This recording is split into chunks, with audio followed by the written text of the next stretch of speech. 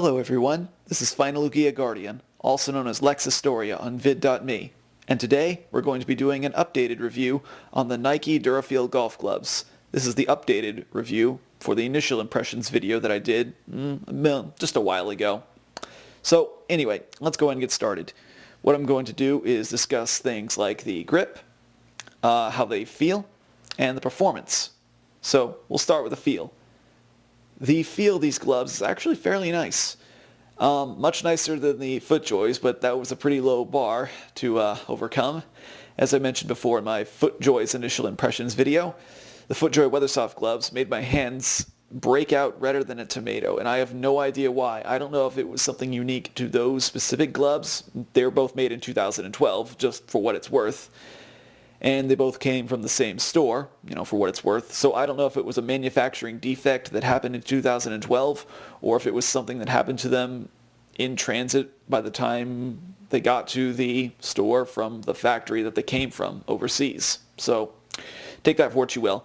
The Nike Durafeel Golf Gloves do not make my hands break out, and they actually feel really good on my hands. They feel just as good as the Footjoys in terms of fit, and of course, no itch. So that's actually pretty good, and I feel like I could wear them for an extended period of time.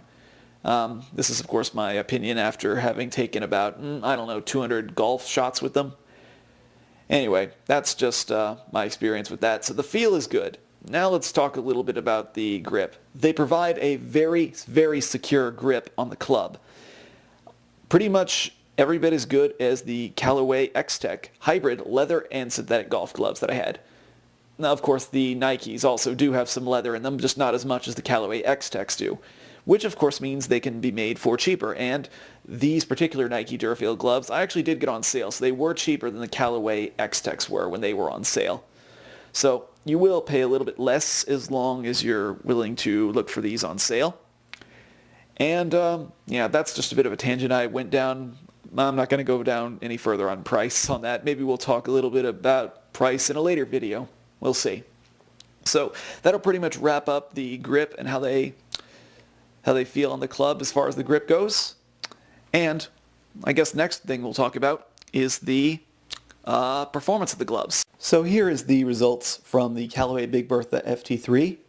And as you can see, this first set of data is actually not very good. It is lacking distance, and if you look where it says offline, where my balls fell from the center line, it was all over the place, really far off. Not a very good performance at all. But of course, distance is a lot better on the second set that I have. If you'll notice that it is 210. However, once again, on the offline section, I was really far off in the center line. The second set, as you can see, 57, 70, 51, 30, -3, 48, 29. I was not having a good day with my FT3 driver that day. So that is for what it's worth with the Nike Durafeel Golf Gloves. But enough with the driver. Let's actually now have a look at the X Series, the Callaway X Series 3-wood from the year 2005. And as you can see, it was actually a little bit better. I didn't have as good of a distance as I would have liked today with the X Series, but as you can see, the offline was better. 31, 33, 8, 16, 27, 18. So not quite as bad. Those shots probably would have been playable, at least the majority of them would have been playable. I would like to be better, but I was just not having a very good day that day in terms of accuracy. And I think that was probably something to do with the side spin that I had, as I was routinely getting over 1,000, or at least close to 1,000 with one of those shots where I got 31 offline, my first shot of that set. But it wasn't the worst I've ever had happen. So now that we discussed the 3-wood, let's move on to the 7-iron. So the 7-iron, as you can see, the total distance average was 101. I never fell below 90, and I never went above 115. So that gives me some fairly consistent total distance.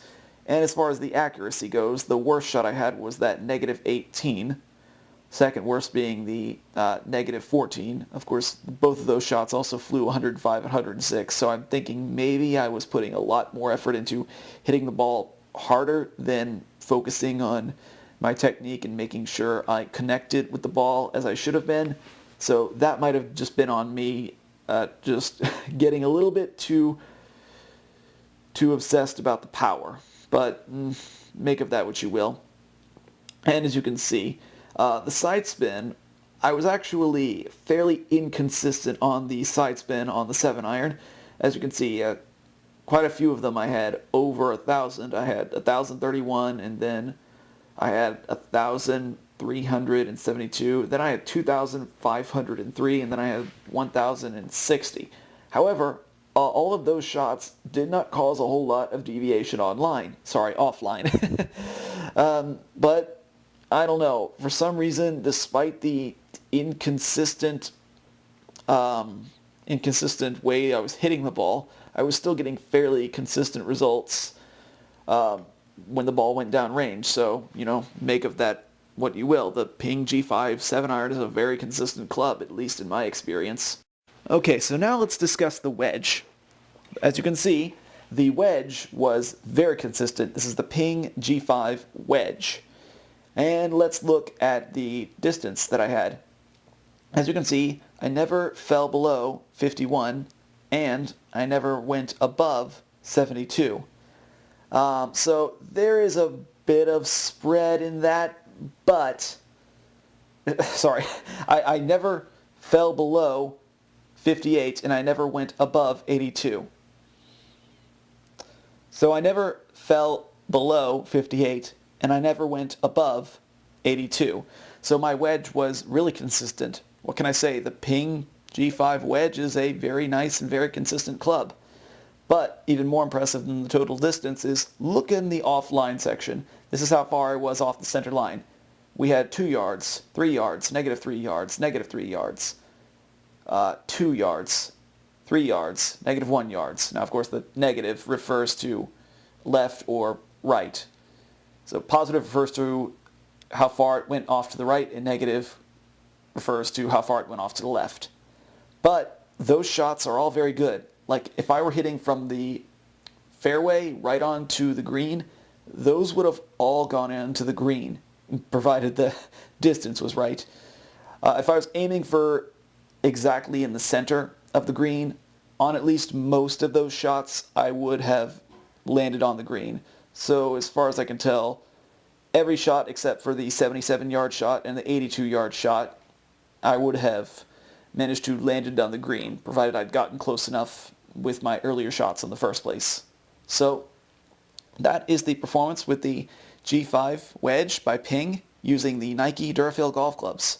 So that will pretty much summarize all of the performance with the Nike Durafeel Golf Gloves. As you can see, pretty good performance. It was mixed, but that might have just been me since I started with driver and wood earlier. Maybe I hadn't yet warmed up my technique as much as I should, and this was just a offhand practicing session. If I would have been starting out the day thinking I'm going to practice, maybe I would have done some practice swings earlier in the day before I went and actually recorded this data. But just make of that what you will. I would not call this a scientific test, but it just adds one more data point to the data about these clubs and these gloves. So that will pretty much complete all I have to say about the performance of these Nike Durafeel Golf Gloves, and it will complete all the performance that I have to say about these particular golf clubs using these golf gloves.